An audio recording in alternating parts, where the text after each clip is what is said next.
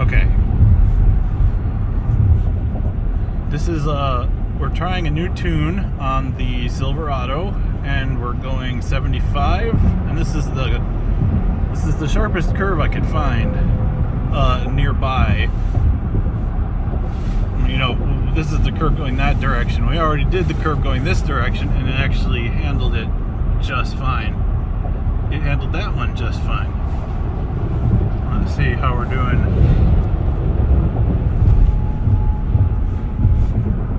With regards to the lane hugging, that even seems better. So, I have spent quite a bit of time trying to understand how the tuning works, and it's awful in its design and complete lack of documentation. We're talking about a process that is basic, that has to be that needs to be done for every car, and nobody's bothered to write up a description of how to do it. The variables. What is this guy doing? Oh, that's a good. Oh, here we go. Here we go. Can I not touch the wheel? No, needs a little help there.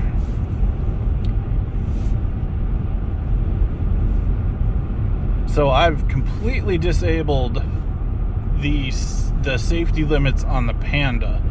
The only safety limits are those on the openpilot side. And that saturation thing where it says it's not got enough steering. Let's go ahead and we'll give it one more. Okay, we're getting back on the highway, going back. This was just a quick trip. That's how you generally do it, is you have to take little quick trips, and then you have to analyze, and if well, that's the thing, is what to do in response to what. It's just, I guess there's people who've got videos. I'll just keep my mouth shut. There's people with videos about tuning, but the wiki has nothing, and oh yeah, I had to help there. So this curve, this is our this can be our test curve. The goal is to get it so it can handle this curve without needing my help.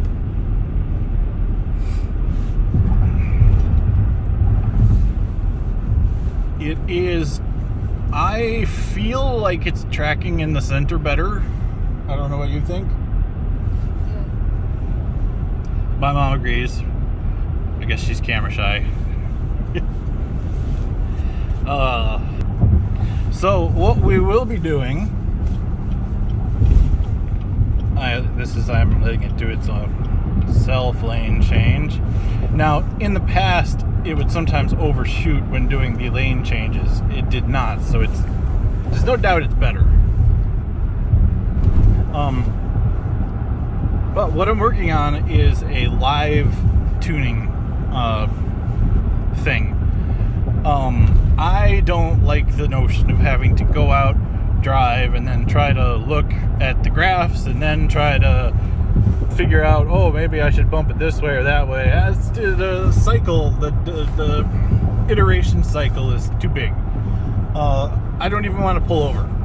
So what I've done is I have modified the firmware so it on the Panda it doesn't throw errors, essentially. What else? It never closes the relay, so if for some reason I needed to reboot the Eon, so long as the Panda isn't flashed or force rebooted, that relay will stay open. That should help us avoid EPS faults.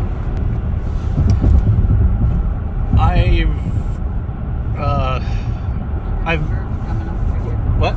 See how it does in the curve. Oh yeah, I've got the camera going. Let's see how it does in the curve here. It's a little nicer when there aren't cars all around you. It's less anxiety producing. So the basic limit is 3 Newton meters, plus or minus. if you wanted to understand what 3 Newton meters feels like, that would be approximately holding 3. I'll let you look it up. There's something you can. It's like holding a jug of milk with your arm extended fully, or something like that. It's plus or minus 3 Newton meters is. It should be able to handle most steering operations. It's only kind of emergency maneuvers that would go much over that, in which case it can go up to 12. But generally speaking, 3 should be enough.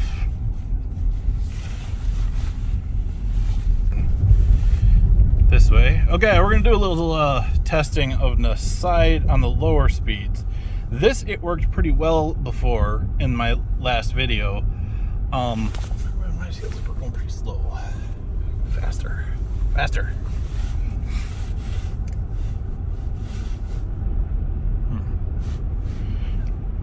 So the tuning.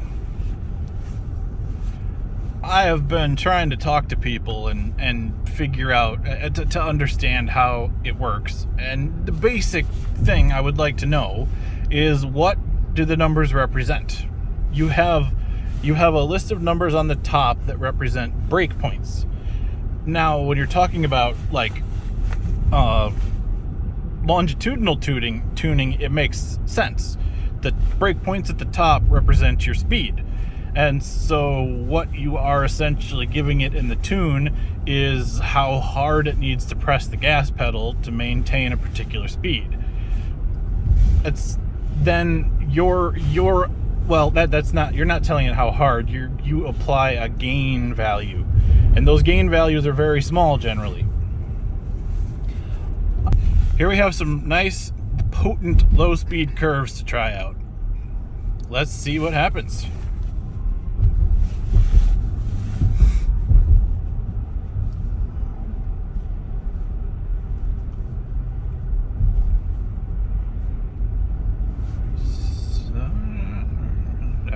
Perfectly fine.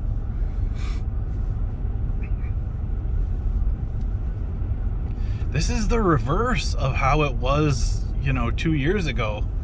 2 years ago, this system had trouble at low speeds, and at high speeds it was fine. So I bet it's gonna be some little bit needs to be flipped or something. Okay, we're on the way back. Let's see if I can at least get the set point up to the right place. Speed limit's 45, but people, you know how people are. Okay, let's get back to the fun stuff. So what I am planning to do is, because I don't have the patience for these cycles and all that, and I should not talk about how, okay, the wheel is, that oscillation of the wheel thing, I believe there's like a tuning you can do about that. I might just be able to show this video to someone who knows what they're doing and they could help me out. But yeah, the code is bad. It's really bad. There's no comments. It uses it's like dense blocks of code with no commenting, and that does qualify as spaghetti code. There's pieces that are all over the place, and that'd be fine if there were just stinking comments. So theoretically, I should be able to read the code and understand what the tune does. It's not easy at all. And if you read it, you're gonna think that it's using degrees on the top, not speed. In that way, that's gonna be a lot, man. Okay. So presently we are using PID tuning, except it's not PID, it's PI, because the D, which would stand for derivative, has been removed. The P stands for proportional, the I stands for integral, and then we don't use the D. it's a very common, like, method and process for taking a value that you want to achieve in the real world and having a system get you to that value and hold that value. So it's often used in temperature controllers, a lot. It's used in the temperature controllers a lot. If you were getting a cappuccino machine, you would probably want to get it a PID upgrade, so that it has accurate temperatures. It lets an electronic system try to take a desired value and get it to match the actual value by applying something, in this case torque. And one of the parts is based on keeping you just where you're supposed to be. The other one accumulates based on your error. So if you properly tune these two parts, you want it so that it keeps you centered, but it's not oscillating, or like, jerking around either. You don't want either of those things to happen. You also want it to be able to center you when you're on a slope, maybe, or you've got a side wind. The proportional won't handle that well. It will just sit and try to apply the same amount of torque, and you're just gonna go across the lane. The integral is the one that builds up. So if you do have a headwind and it's got your car pushed the wrong way, it will start to compound the amount of torque it applies to get you where you're supposed to be. Well, let me just show you something interesting that might actually explain some of the problems that we've been having. If I could find it.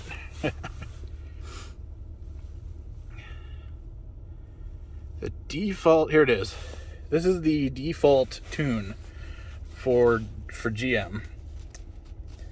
And if we take a look at the integral values, that's down here. Sometimes touchscreens are a pain. Usually they're not. So this is the proportional value is on this side and the integral is on that side. Point is, the integral is 0. Which means, I don't know why it would have been. It has been apparently for 2 years. So it was back, when I was working on this before, it still had that value. I don't understand how that's possible because we didn't have these problems 2 years ago. Now we do. Oh, but it had the differential before, and it does, and that is gone. That might be why. I think they're moving to something called feed forward, and it's incomplete. That is supposed to do what the differential did in a better way. I don't know. But without the differential, that must be it. Without the differential with 0 integral, it was not correcting at all when things were out of the ordinary, and that is what we would have expected with it having a value of 0. I don't know why it had a value of 0. So now I've got a tune from an Escalade on here, which I tried once and it worked not good, and it's working good now. Thankfully. Not perfect, but unquestionably improved. And it's the integral change that we can feel in that now, as we're going around a curve and it's having trouble, last time we took a long trip, we go on a curve and it would stop losing its ability to stay and start drifting over out the lane. It didn't do that this time. It had a couple times where it saturated. You saw that, but so it's better. That's good. What's going to be even cooler though is when I get my my live tuner going, and then I can adjust those parameters while we're on the road without restarting or pulling over. Safety third. Yeah. All right, guys. Oh, got to give my shout out to Very Lucky Guy. I don't know why, but he wanted a shout out, so he gets the shout out. Also, huge thanks to Steve Back for providing the Suburban, which has made a lot of progress today. Well, the code made progress. I don't know if the Suburban did, but thank you to my Patreon supporters. Also, anyone who's had a chance to consider a donation to the GoFundMe.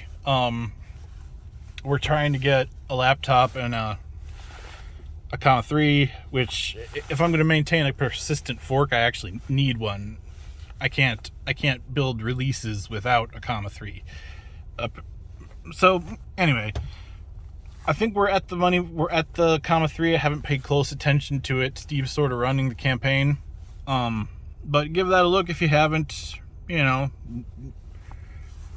I don't know how that works. But if you like what you see and you want to see more, hit me up on my Patreon. That would be patreon.com/standbacklabs. I think that's it. Thanks for watching.